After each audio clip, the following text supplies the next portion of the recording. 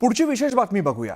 Ready reckoner दरामध्ये वाढ केल्यानंतर आता मुंबई महानगरपालिका मालमत्ता कर 13% वाढवण्याचा विचार करते आणि याबाबतचा प्रस्ताव कर निर्धारण आणि संकलन विभागाने महापालिका आयुक्तांकडे दिलेला आहे। मुंबईतील मालमत्ता कर 12.5% वरून 13% वाढवण्याचा प्रस्ताव तयार करण्यात आल्याची माहिती सूत्रांची आहे। या प्रस्तावाला मंजुरी मिळाली तर मुंबईकरांवरती वाढीव मालमत्ता कराचा भार पडणार आहे। मुंबईकरांवर आणखी एका कराचा बोजा।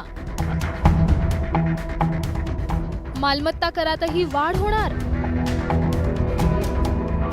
मुंबईकरांचा खिसा आणखी रिता होणार।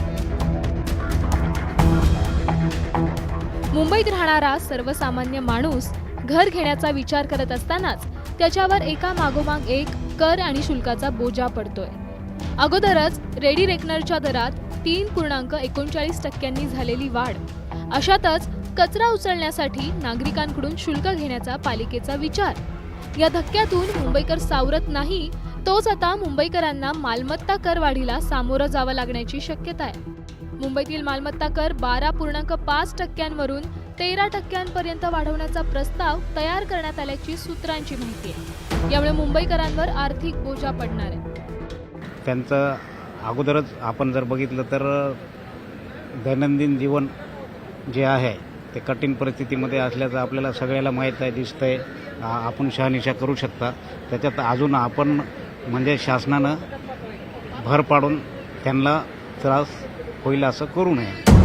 मुंबई महापालिकेला दर 5 वर्षांनी कर सुधारणा करण्याचा अधिकार आहे।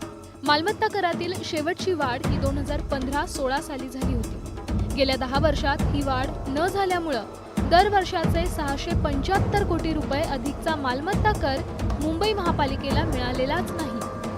जकात बंद झाल्यामुळे आटलेले आर्थिक स्रोत वाढवण्यासाठी मालमत्ता करातून अधिकची वसुली करण्याचा पालिकेचा विचार आहे। या लोकांना आता एकदम कुठली आठवण पडली, म्हणजे स्टार्टिंग ऑफ द इयरच दाबायचं, आणि या दाबायचं कारण काय तर तिजोरीत पडलेला खडखडाट। आता हा खडखडाट कोणत्यामुळे पडला?